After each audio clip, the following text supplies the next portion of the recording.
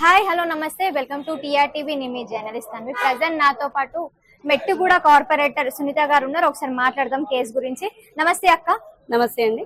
చెప్పండి అక్క, కాంగ్రెస్ గవర్నమెంట్ కావచ్చు, గవర్నమెంట్ కార్యకర్తలు నాయకులు కావచ్చు, ఈ ఏదైతే కేటీఆర్ అరెస్ట్ సంక్రాంతి గిఫ్ట్ అని చెప్పేసి అని అంటున్నారు. మరి మీరేమంటారు ఒక కార్పొరేటర్? సంక్రాంతి గిఫ్ట్ అనేది కాదు, ఇది మాకేం కొత్త కాదు. పోరాటం అనేది కొన్ని సంవత్సరాల నుంచి చేస్తున్నాం కాబట్టి తెలంగాణ సాధించి తీసుకొచ్చిన తనయుడు మన కేసీఆర్ గారి తనయుడు కేటీఆర్ కాబట్టి మాకు భయపడేది ఏమీ లేదు.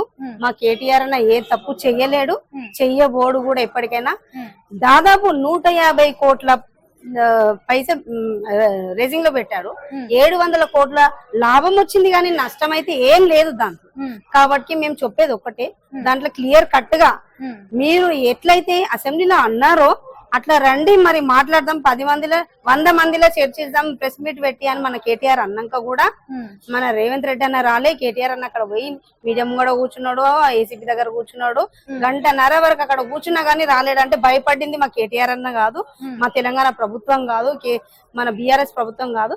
ఎందుకంటే ఈ రోజు మన రేవంత్ అన్నకు పని పాట ఏమి లేక సీఎం అయ్యి ఆడ కూర్చొని బీఆర్ఎస్ పార్టీ కార్యకర్తల మీద ప్రజలు పని పాట లేక కాంగ్రెస్ గవర్నమెంట్ కి ఓట్లు వేసినారనే ఉద్దేశంతో మాట్లాడుతున్నారు. ఇప్పుడు ఎట్లయిందంటే వాళ్ళు ఏదో ఆశించి వాళ్ళకి ఏదో తప్పుడు చెప్పి మేము ఇది చేసాం అది చేసాం అని చెప్పినందుకు ఓట్లు వేసిరు వాళ్ళని, అంతేగాని ఇంకా ఏదో చేస్తారని కాదు. ఇప్పుడు ఇప్పటి వరకు అయితే 10 ఏళ్ళ మేము ఏం చేసినామో మాకు తెలుసు కాబట్టి మేము మాట్లాడుతున్నాము. 10 ఏళ్ల నుంచి కూడా అన్న నిప్పులాగానే ఉండు, నిప్పులాగానే బయటకు వస్తాం, కడిగిన ముచ్చం లాగానే బయటకు వస్తాడు. కాబట్టి ఒకటి, కేటీఆర్ మీద పెట్టిన ఈ ఆరోపణ చాలా తప్పు ఫస్ట్ ఆఫ్ ఆల్. ఎందుకంటే ఈ రోజు వరకు కూడా ఇప్పుడు నడుస్తున్నది లోపల. ఇప్పుడు మా కేటీఆర్ అని లోపట వేయాలనుకున్నావు, నువ్వు పెద్ద దొంగ, నువ్వు దొంగ. మా మెట్టుగూడ డివిజన్ లో విజయపురి కాలనీలో 50 లక్షలకు దొరకబడ్డ దొంగవు నువ్వు రిమైండ్ బెయిల్ నుంచి వచ్చినావు. ఈ రోజు బెయిల్ నుంచి వచ్చింది కవితక్క, కేటీఆర్ బయటకు వచ్చిండు అని అంటున్నారు. కేటీఆర్ సార్ బయటకు వచ్చినా నువ్వు దేని మీద వచ్చినావు? నువ్వు తాడు మీద వచ్చినావా? నువ్వు కూడా బెయిల్ మీద వచ్చినావు. మీ సోనియమ్మ బెయిల్ మీద వచ్చినామనే, ఎవరేమి ఉట్టిగా రాలేదు. ఈ పార్టీ వర్గం కాబట్టి కార్యకర్త ప్రజల గురించి ఏదైనా కొట్లాడతారు కాబట్టి ఇప్పుడు మీకేం చేతగాక, మీకు హామీలు ఇయ్యనికి చేతగాక మా మీద పగబట్టి బయటికి ఫస్ట్ పెద్ద పిల్లర్ అయితే ఎట్లా తీసేస్తే బాగుంటుందో అన్నట్టు మీరు ఆ పిల్లర్ని తీసేస్తారు. మాకు ఎక్కడ ఏం పోకుండా మా అన్న మీకు 2 మంత్స్ కానివ్వండి, 3 మంత్స్ కానివ్వండి, ఎన్ని రోజులైనా పర్లేండి, మీరు జైలుకు పంపించినా మాకేం బాధ లేదు. మా కదిలేది మా సింబం, మేము ఇట్లనే ఉంటాం, మేము ఇట్లనే చేస్తాం. మాకు ఇదేం కొత్త కాదా రేవంత్ అన్న? ఫస్ట్ నువ్వు హామీలకు మేము ఎట్లయితే కొట్లాడుతున్నామో నువ్వు దాన్ని మీద ఉద్దేశించి రేపు ప్రజలకు వచ్చే జిహెచ్ఎంసీ ఎలక్షన్స్ కానీ మున్సిపల్ ఎలక్షన్స్ కానీ వచ్చే దాంట్లో మేమేం రావద్దని మా అన్న మీద పగబట్టి నువ్వు ఇట్లా చేస్తున్నావు మా కేటీఆర్ అన్న మీద. కాబట్టి మేము అందరం సిద్ధంగా ఉన్నాం కొట్లాడడానికి. మాకు అన్నున్నా, కవితకుంది, కేసీఆర్ సార్ ఉన్నాడు. మీరు ఎట్లయితే పగబట్టి ఒక్కొక్కరిని లోపలికి వేస్తున్నారో అట్లా ప్రజలు మిమ్మల్ని తిట్టుకుంటున్నారు కానీ మీకేం గౌరవిస్తలేరు. ప్రతి ఒక్క పబ్లిక్ ఈ రోజు కూడా కనీసం నువ్వు హామీల గురించి వదిలేసి కనీసం బయట పోయి స్ట్రీట్ లైట్ వెలుగుతలేదు. ఫస్ట్ నువ్వు అది చూసుకో. మీ దాంట్లో జిహెచ్ఎంసీలో కంప్లైంట్ ఇస్తే కూడా స్ట్రీట్ లైట్స్ కూడా లేవంట. దాదాపు ఈ రోజు కూడా అంగన్వాడీ మన బస్తీ దవాఖానాలు టాబ్లెట్లు లేవంట. ఫస్ట్ అవన్నీ చూసుకో. కనీసం ఈ 6 హామీల కంటే నీకు చేత కాదు, కనీసం ఇవన్నీ చూసుకుంటే నువ్వు కనీసం సీఎం అన్న గుర్తుపడతారేమో. నిన్నైతే ఈ పేరు పబ్లిక్ పేరు మర్చిపోతున్నారు. నీది ఎంత గలీజ్ బతుకో మాకు అర్థమైతలేదు కానీ మీరు అంత మాకే గలీజ్ అనిపిస్తుంది. నీ పేరు మర్చిపోతుంది రేవంత్ అన్న. ప్లీజ్ దయచేసి ఇట్లాంటి ఎవరి మీద కేసు పెట్టకుండా చూసుకొని నీ పేరు మంచి తెచ్చుకో. అంటే గతంలో మీ గవర్నమెంట్ ఉన్నప్పుడు ఎవరిపైన ఎలాంటి కేసెస్ పెట్టలేదా అక్క? మరి పెట్టినామంటే మేము ఎవరి మీద పెట్టలేం కేసెస్. మా పని మేము నిజాయితీ ఉంటాం, మేము ఒక పద్ధతి ప్రకారం ఉంటాం, మేము ఒక సాంప్రదాయం ప్రకారం వెళ్తాము. మాది అట్లనే ఉంటుంది మా పార్టీ. ఒకళ్ళ మీద కొట్లాడే ఇవాళ ప్రెస్ వాళ్ళ మీద కంప్లైంట్. ఇప్పుడు మేము ఒక మీడియా ఉంటుంది అనుకో, ఆ మీడియాతో మాట్లాడితే ఆ మీడియా మీడియాను కూడా ఎట్లా పడితే అట్లా కొట్టిరు, తిట్టిరు. కనీసం ఇది ఏం రాజ్యం చెప్పండి? కనీసము ఎవరన్నా నాకు పింఛన్ రాలేదని వస్తే కూడా వాళ్ళని కూడా దౌర్జన్యంగా ఈ రోజు ప్రజా ప్రశ్న అని పెట్టుకున్నావు కదా నువ్వు. ఈ రోజు క్యాంప్ ఆఫీస్ ని చేసి ఆ రోజుకి పబ్లిక్ వచ్చినా గానీ వాళ్ళని అరెస్ట్ చేపిస్తున్నావు. కనీసం అంగన్వాడీ వాళ్ళని అరెస్ట్ చేపిస్తున్నావు, ఆశా వర్కర్లను అరెస్ట్ చేపిస్తున్నావు, హైడ్రా తీసుకొచ్చినావు. ఈ రోజు గుక్కులలో ఏమైతుందో కూడా కనీసం వచ్చి చూడడానికి చేతగాని మంచి సీఎం నువ్వు ఒక సీఎం అని చెప్పుకొని కూడా మాకు సిగ్గు చేయడం అనిపిస్తుంది. సో ఇంకొకటి అక్క, మళ్ళీ ఏదైతే ఇప్పుడు ఈ కేసు ఉందో, ఒకవేళ కేటీఆర్ ఈ రోజు రేపో నైట్ ఇట్లా ఆరోపణలు వస్తూ ఉన్నాయి, ఏ క్షణమైనా కేటీఆర్ అరెస్ట్ కావచ్చు అని చెప్పేసి. ఒకవేళ కేటీఆర్ అరెస్ట్ అవుతే బీఆర్ఎస్ గ్రాఫ్ ఏమైనా తగ్గుతుందా? బీఆర్ఎస్ లో ఏదన్నా అంటే అందరూ కొంచెం మ్యూట్ అవ్వడం అట్లా ఏమైనా జరుగుతుంది అనుకోవచ్చు? బీఆర్ఎస్ లో కేటీఆర్ అన్న అరెస్ట్ అయితే ఇక్కడనే కాదు, దాదాపు ప్రపంచం మొత్తం అల్ల కొల్లోలం అయిపోతుంది. ఫస్ట్ అది చూసుకుంటా లేడు, ఫస్ట్ అల్ల కొల్లోలం అయిపోతుంది. ఎందుకంటే ప్రజలు ఈ రోజు కూడా మీరు చూసినట్టయితే ఇంతమంది వస్తున్నారు పబ్లిక్ భవన్ కి ఈ రోజు. ఎందుకంటే కేటీఆర్ ని అరెస్ట్ చేస్తే మాకు కేటీఆర్ సార్ అరెస్ట్ చేసినంత మాత్రం మాకేం కాదు.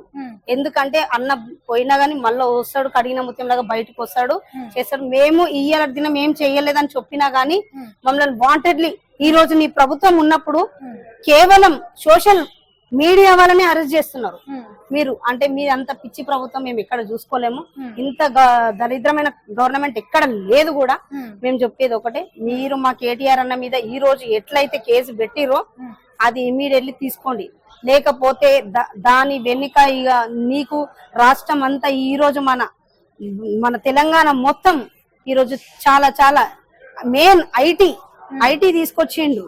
ఐటీ తీసుకొచ్చిన హైటెక్ సిటీలోనే చూపిస్తారు పబ్లిక్ ఏందో, మీకు చుక్కలు చూపించేటట్టు అయితే లేకపోతే బాగుండదు. ఇప్పుడు కూడా మా కేటీఆర్ అన్న మీద పగ తగ్గించుకొని మాట్లాడు. నువ్వు చేసే హామీల గురించి మాట్లాడు. ఈ రోజు వరకు దళిత బంధు గాని రైతు బంధు గాని అవి ఇట్ల గురించి ఆలోచించు. పతాకం బీఆర్ఎస్ పార్టీ కుటుంబం గురించి ఆలోచించకుండా ఒక పార్టీ నేను ఇచ్చిన హామీలు ఏంటి ప్రజలకని అదొకటి ఆలోచించు.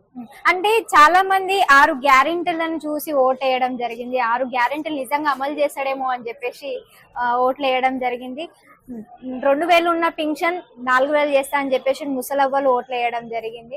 ఏదైతే ఇంటి దగ్గర ఉన్న మహిళలు 2500 వస్తాయి కదా మేము ఇంటికాడ ఉంటా అని చెప్పేసి ఆ నమ్మకంతోనే ఓట్లు వేయడం జరిగింది. కానీ తీరా చూస్తే ప్రతి క్షణం ఏదో ఒక విధంగా ఏదో ఒక దాంట్లో ఈ పార్టీ బీఆర్ఎస్ పార్టీ పైన కక్ష పూరిత రాజకీయం చేస్తున్నారని అనుకోవచ్చా? ఇప్పుడు ఇవన్నీ మర్చిపోయి అంటే ఒక మాట అండి, ఇప్పుడు మా గవర్నమెంట్ లేదండి, కొంతమంది ఏం చేస్తున్నారు అంటే వాళ్ళ ఆస్తులు కాపాడుకోనికి వెళ్ళిండ్రు పార్టీలకి మన ఎమ్మెల్యేలు వీళ్ళు అందరు వెళ్ళిండ్రు. అంటే మీ గవర్నమెంట్ ఉన్నప్పుడు కూడా ప్రజలను మోసం చేసింది. అయితే మేము ప్రజలను మోసం చేయలేము కాబట్టి మేము ఉన్నాము. మా కేటీఆర్ అన్న నమ్మించి వాళ్ళు అన్ని చేసినాక కూడా వాళ్ళు అన్ని పనులు చేసుకొని ఈడికేంచి అడబోయి మాట్లాడుతున్నారు కదా.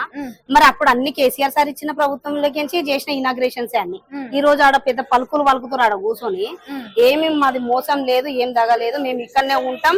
ఏంటంటే పబ్లిక్ ఒక్కటి ఈ రోజు ఎందుకు ఇదైందంటే కేవలం మాకు పింఛన్ వస్తుందని ముసలోళ్ళకి కొంచెం 4000 అన్నంగానే ఆశపడ్డారు.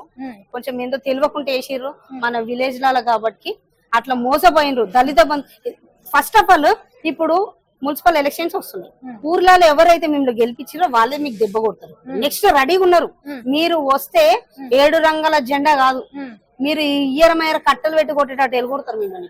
అట్లా ఎలుగొడతారు. ఎందుకంటే సిగ్గు చేట అనేది ఉండాలి. ఒక ఓటు అడగని పోయినప్పుడు ఒక్క పనిలా మేము ఇన్ని ఇచ్చిన హామీలు ఇన్ని చేసినాం, మేము ఇన్ని చేసినా మాకు ఇంత మోసం కాలేదు మా ఊర్లలో. ఏంటంటే నీ మాటలు ఏదో పాపం రైతులు కదా అని వాళ్ళని మోసం చేసినారు. అసలైన రైతులను మోసం చేసినాడు ఎవడు బాగుపడరు. రైతులను మోసం చేసినారని చెప్పి మీరు అంటున్నారు, కానీ రైతన్నలని మేము రాజులని చేసినాము. 2 లక్షల రుణమాఫీ ఏ గవర్నమెంట్ చేయలే, ఏకైక గవర్నమెంట్ మాది. రుణమాఫీ ఎక్కడ చేసి అంటే మీరు చూడలేదా? సెలబ్రేషన్స్ చేసుకున్నారు. మరి సెలబ్రేషన్స్ అవి పిచ్చి సెలబ్రేషన్స్ అండి. అవునండి, హైడ్రా తీసుకొచ్చిన సెలబ్రేషన్ తీసుకుంటాడా ఆయన? 6 గ్యారెంటీలు ఇచ్చినప్పుడు ఒక్క 6 హామీలలో ఒక్కటి చేయలేరు. సిగ్గుచేట అనిపిస్తలేదా? ఒక బస్సు ఒకటి పెడితే కాదు లేడీ మహిళలకు, కనీసం మహిళలకు 2000 పింఛన్ ఇస్తా అన్నారు, మన ఉద్యోగాలు ఇస్తా అన్నాడు. ఎన్ని చేస్తా ఏం చేసిందంటే కళ్యాణ లక్ష్మికి ఇవ్వలేదండి.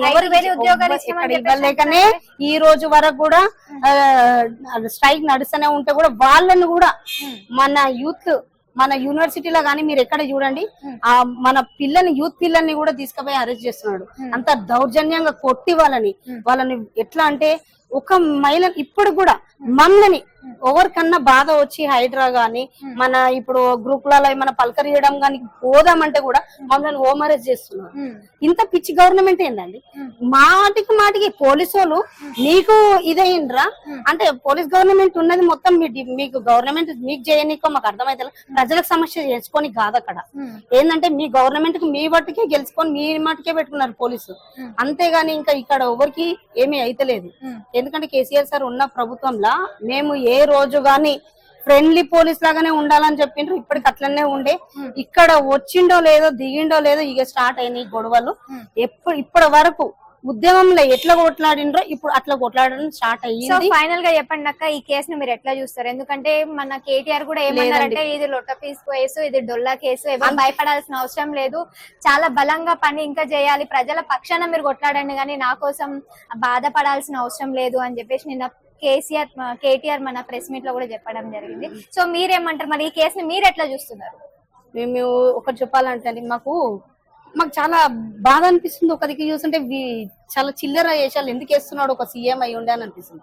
ఎందుకంటే ఈ రోజు వరకు ఐటీ తీసుకొచ్చి ఒక బ్రిడ్జ్ ఫ్లైఓవర్ చూస్తే కూడా ఒక సెక్రటరీ చూస్తే చూసిన ట్యాంక్ బండ్ మీద మన కేసీఆర్ సార్ కేటీఆర్ సార్ కనిపిస్తాడు, కానీ ఎవరు కనిపించరు. నువ్వు ఎక్కడికి ఎట్లా పోయినా గానీ ఎందుకంత చిల్లర వేషాలు ఇస్తున్నావు? నీకేమన్నా కాకపోతే మేము చెయ్యలేము కదా, మా చేయని పనులు నువ్వు చేసి చూపి, అంతేగాని మా మీద పగ పెట్టుకొని మా కేసీఆర్ సార్ మీద పగ పెట్టుకొని కేవలం ఒక స్తంభం తీస్తే వీళ్ళందరూ నోరు మూసుకుంటారు, ఒక పిల్లర్ ని తీస్తే అన్నట్టు చేస్తున్నాడు మా కేటీఆర్ అన్నను. గానీ ఇంకా దాంట్లో ఏమీ లేవు.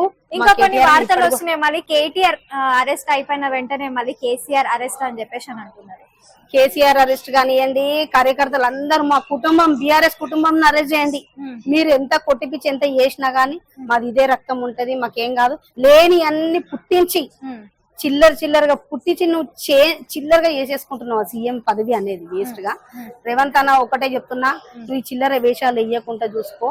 ఎందుకంటే ఫస్ట్ ఆలోచించేది పబ్లిక్ చాలా టెన్షన్ లో ఉన్నారు, బాధలో ఉన్నారు. వాళ్ళకి ఏవైతే ఉన్నాయో కొన్ని కనీసం మా సమస్యలు అన్నది 6 హామీలు కాకుండా గానీ ఏదో మా డబుల్ బెడ్రూమ్ లకు కలర్లు మార్చి ఇస్తున్నావు కదా, మేము వచ్చినా గానీ అవి ఇస్తుండే. మీరే కదా ఇవ్వడం, మేము డబుల్ బెడ్రూమ్లు ఇస్తున్నామని కాదు, ఆ డబుల్ బెడ్రూమ్లు కూడా మాయే. ఒకప్పుడు ఆ డబుల్ బెడ్రూమ్ ఇట్లున్నాయి అట్లున్నావు అన్నావు, మళ్ళీ మా డబుల్ బెడ్రూమ్ల దగ్గరికి ఇనాగ్రేషన్ చేస్తున్నావు. దయచేసి ప్రజలకు ఏవైతే ఇబ్బంది ఉందో వాళ్ళ గురించి ఆలోచించు. ఎందుకంటే ఇప్పుడు మేము ప్రభుత్వంలో 10 ఏళ్ళు ఉన్నాం, మేము ఎవ్వరి మీద మేము ఏం చెయ్యలేము. నువ్వు నీ అంతలో నువ్వు 50 లక్షలు తీసుకొచ్చి ఇదే మెట్టుగూడ విజయపూర్ కాలనీలో నా డివిజన్ లోనే నువ్వు దొరకబడ్డావు. కానీ నిన్ను బయట వదిలేసి ఈ రోజు మా కేటీఆర్ అన్న ఏం చేయనైనా లోపల తీసుకువెడుతుంటే మాకు సిగ్గుచేట అనిపిస్తుంది గవర్నమెంట్ పోలీస్ వాళ్ళని చూస్తే కూడా. థ్యాంక్ యూ అక్క.